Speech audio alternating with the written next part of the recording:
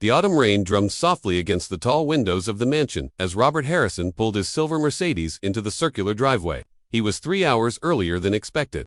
The important business meeting in downtown Chicago had been canceled at the last minute, giving him an unexpected gift of time. Robert sat in his car for a moment, watching the raindrops race down his windshield. At 42, he had built a successful investment firm from the ground up. Money was never an issue, but time always seemed to slip through his fingers like sand. Between board meetings, client calls, and endless business trips, he felt like a stranger in his own home. His wife, Sarah, had passed away 2 years earlier after a long and painful illness. Since then, Robert had thrown himself even deeper into work, as if keeping busy could fill the aching silence she left behind. His 2 children, 10-year-old Emma and 8-year-old Tommy, were left mostly in the care of their maid, Maria. Maria Gonzalez had been with the family for 3 years. She was a quiet woman in her 30s who had immigrated from Mexico to build a better life for her own daughter back home. Robert barely knew her beyond her excellent references and her steady presence in the household. She kept the house spotless, prepared meals, and ensured the children were dressed and ready for school. As Robert stepped out of the car, the cool air smelled of wet earth and fallen leaves. He tightened his coat around him, realizing how little he actually interacted with Maria or even his own children during the week. Breakfast was often rushed, dinner usually late. Weekends disappeared in a blur of emails and social obligations. The front door opened silently under his key. The house felt different somehow. Usually, when he returned, there was only the soft hum of the air conditioning and perhaps the distant sound of a television. But today he heard something else.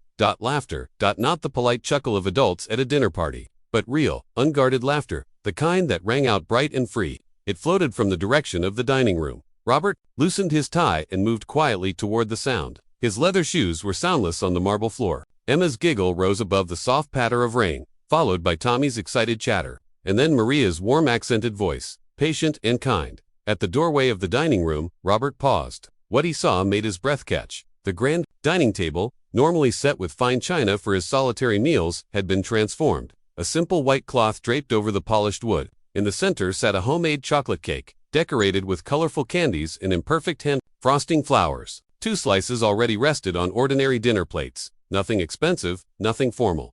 Emma sat with her blonde hair tied neatly back, her purple dress bright against the muted afternoon. Tommy, still messy-haired from school, leaned forward, in his yellow polo, his eyes sparkling. Both children were smiling wider than Robert had seen in months, but it was Maria who held his attention. She sat between them, her dark hair pulled back loosely, her hands guiding the children as they traced letters on sheets of lined paper. Remember, Ninos, she said softly, each letter has its own rhythm, slow and steady. Robert blinked. She wasn't just helping them with homework. She was teaching them to write in Spanish. Emma carefully shaped the word familia across her page. Tommy repeated the word aloud, his accent clumsy but his pride clear. Very good, Tommy, Maria encouraged, smiling. Family, that is the most important word. Robert felt something stirred deep in his chest. For 2 years, since Sarah's passing, he had thought the children needed structure, order, and comfort through routine. He had provided it with tutors, schedules, and a flawless household. Yet what Maria was giving them now was something entirely different. She was giving them warmth. She was giving them belonging. He stayed at the doorway, unseen, as the lesson continued. Maria told them stories of her own childhood in Mexico, the games she played in dusty courtyards, the songs her mother sang at bedtime, the smell of tortillas cooking on open flames. Emma listened with wide eyes, while Tommy asked eager questions about her village, her school, her little daughter who lived far away. When Maria's voice softened, explaining that she worked in America to provide for that daughter's education, Emma reached out and squeezed her hand. The gesture was so natural, so tender, that Robert felt his throat tighten. The cake was shared not as a treat but as part of the lesson.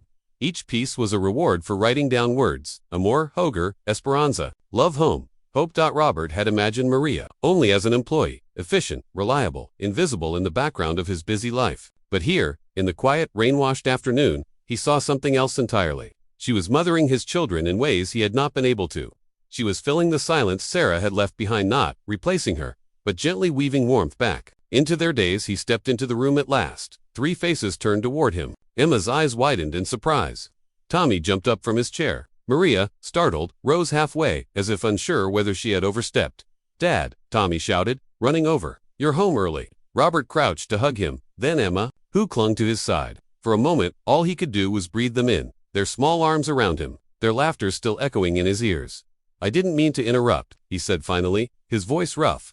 Maria lowered her eyes. I'm sorry, Mr. Harrison, we were just learning together. I hope it was not inappropriate. Robert looked at the table, the papers filled with careful words. The half-eaten cake, the glow in his children's faces. He shook his head. Slowly, no, he said. It's wonderful. They returned to the table together. Robert sat down, still in his suit, while Maria hesitated. Emma tugged at her hand. Stay, Maria. Dad can join us. So she did. And for the first time in years, Robert shared a simple meal at that table without pretense, without distance. They laughed about Tommy's crooked letters. They listened to Emma proudly read a sentence in Spanish. Maria corrected them gently, her patience endless. The rain outside softened into a mist. The house, usually so vast and empty, felt smaller in the best way, like a home again. When the children were finally upstairs, preparing for bed, Robert lingered by the table with Maria. The cake was nearly gone, crumbs scattered across the cloth. You've done more for them than I have in a long time, he admitted quietly. Maria shook her head. No, senor, they only need love. That is something a father gives better than anyone. Her humility cut him deeply. He realized how blind he had been, how much of his children's lives he had missed, lost in his grief and his work. That night, Robert stood outside his children's rooms, listening to the murmur of their voices, the contentment in their tone. He felt tears burn in his eyes, not of sadness, but of something like hope.